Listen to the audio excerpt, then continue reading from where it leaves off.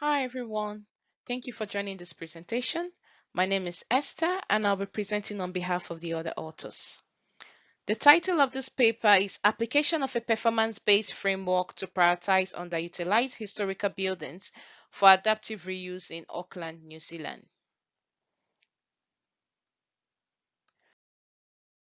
So looking at the research motivation, we'll start off with the significance of historical buildings. So historical buildings are buildings that have some form of architectural or historic interest and that connects people to past events. Not all historical buildings are heritage buildings. For example, in New Zealand, heritage buildings are historical buildings that have heritage significance and are listed in the National Heritage Register or in local district plans.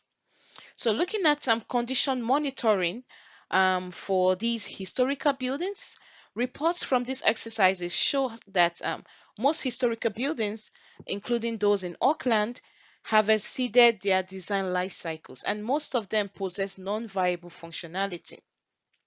In addition to this, following the 2010-2011 Canterbury earthquake sequence in New Zealand, most historical buildings were impacted, and this led to the introduction of the amended earthquake-prone building legislation. So this legislation put a lot of pressure on tenants, especially tenants of commercial historical buildings, to start relocating to other buildings for safety reasons. And also, owners of historical buildings started walking away from their buildings, especially those owners who were not sure of the return on investment in the seismic assessment and upgrade of their buildings, and also those owners who lacked access to public funding through government incentives as motivation. So considering the possible interventions, do nothing, cosmetic maintenance, demolition and rebuild, adaptive reuse. For this paper, adaptive reuse has been identified as a viable approach to help to regain functionality for these historical buildings. So if relevant stakeholders want to adopt the adaptive reuse approach, how can these buildings be prioritized from a pool of historical buildings? And also, how can the diverse interests of the adaptive reuse stakeholders be balanced in the decision-making process? So all these are the motivation for this study. So next we'll look at the adaptive reuse stakeholders. Who are they? So they've been categorized under four groups in this study. The first group is the investors, which include the private owners and developers and funding organizations. So these set of investors are interested in return on investment. Then the next investor is the government. So the government, they are interested in creating stimulus through planning regulations that will promote adaptive reuse process. So the next category is the producers. Producers are the building professionals, which include the architects, the engineers, heritage restoration experts, quantity surveyors, project managers, etc. So they ensure timing, clarity, and closure of the entire adaptive reuse process. And these producers bear most of the risks from other stakeholder groups. So the next category is the regulators. The regulators include the building code regulators, heritage regulators, health and safety regulators, planning regulators, and so on. So they ensure that producers maintain strict compliance with relevant regulatory procedures. Then the last stakeholder category is the users. So users are members of the community. They could be passers-by, they could be original users of the historical buildings and contextual users and so on. So they provide enhanced reuse strategies by representing demand either directly or indirectly. So the objective of this study is to explore the applicability of the performance-based multi-criteria decision assessment framework, which has been developed by Igwe et al. 2020 to prioritize underutilized historical buildings for adaptive reuse in Auckland, New Zealand, while balancing the diverse interests of all the adaptive reuse stakeholders involved. So this was done through a focus group workshop where the framework was weighted and scored by the adaptive reuse stakeholders. So looking at the comparative characteristics of the case study buildings, we had 4 alternative buildings. The first was the Greer Lane Community Library. That was alternative 1. Alternative 2 was the Sandringham Reserve Toilet. Alternative 3 is the Toy 2 Studio 1.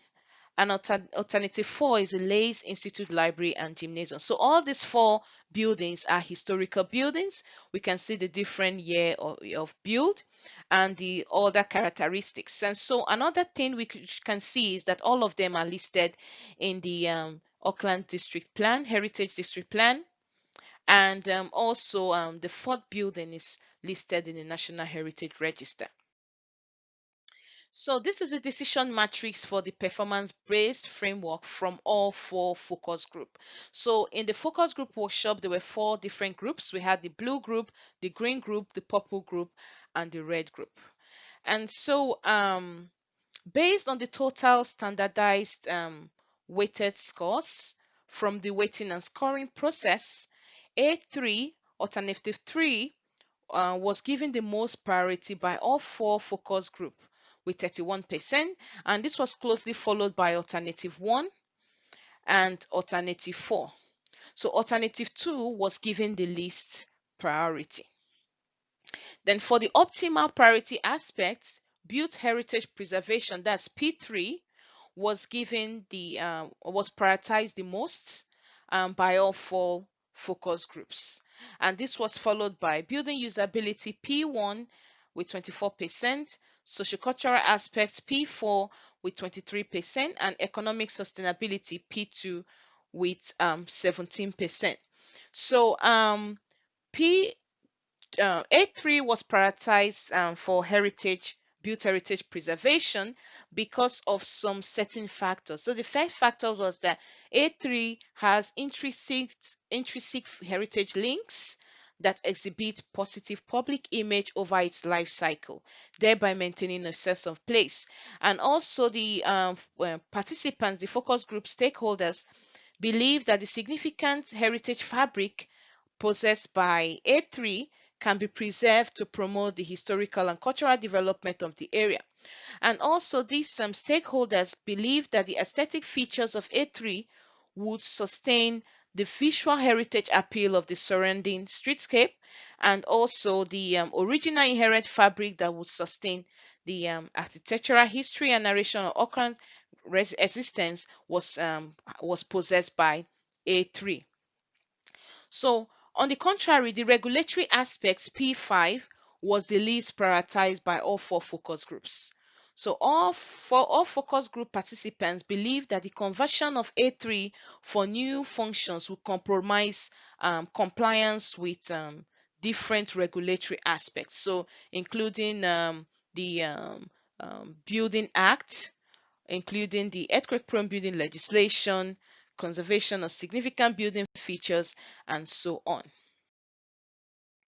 So this is the decision matrix showing the total standardized weighted scores and the final ordered priority aspects. So we could see from this decision matrix that alternative 3 was prioritized the most by all 4 focus groups, and the built heritage preservation was given the highest weight by all 4 focus group. So this shows that all 4 focus group participants wanted to see they prioritize alternative 3 the most, and they want to see how alternative 3 would deliver built heritage preservation, followed by sociocultural aspects, followed by the building usability, followed by the economic sustainability, and lastly, regulatory aspects. So next we looked at the sensitivity analysis of this study of the findings.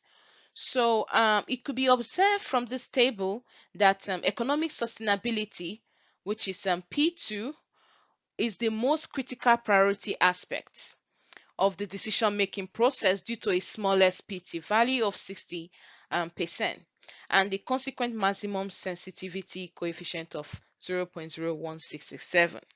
So this result implies that the 5 priority aspects presented for this study it is possible to make some considerable adjustment to the values of W3, W4, and W5. And the optimal alternative solution will still be A3. So the high sensitivity coefficient of P2 and also P1 suggests that the optimal selected alternative 3 for the adaptive reuse intervention in Auckland is sufficiently balanced. So in conclusion, the performance-based multi-criteria decision methodology through the integration of collaborative rationality allow the inclusion of diverse stakeholders' opinions in the decision-making process and hence ensuring the consistency and transparency of the process. So next, the local committee involvement in the decision-making process presented strong background support for the successful validation of the framework in Auckland due to the high level of familiarity of the participants with the representative historical building alternatives. So next finding is that conclusion is that the synergy between the local community and other experts in the focus group workshop ensured a greater level of acceptance of the results, so which was reached through consensus and hence facilitated strategic choices better. The next is that the performance-based frame methodology has exciting implications for local councils, heritage agencies, architects, urban planners, policymakers, building owners, and developers as a guide to advance their understanding of the intangible values of optimal historical buildings perceived by the community as worthy of protection, and also the targeted needs of a community for the new function of the building alternatives. So lastly, the framework would serve as a valuable tool for the planning and designing of general strategies focused on renegotiating and enhancing enormous benefits of reusing underutilized historical buildings to serve newer functions towards promoting sustainable urban regeneration in Auckland. So thank you very much for your time. And if you have any questions, you could ask at the question and answer session. Thank you. Bye.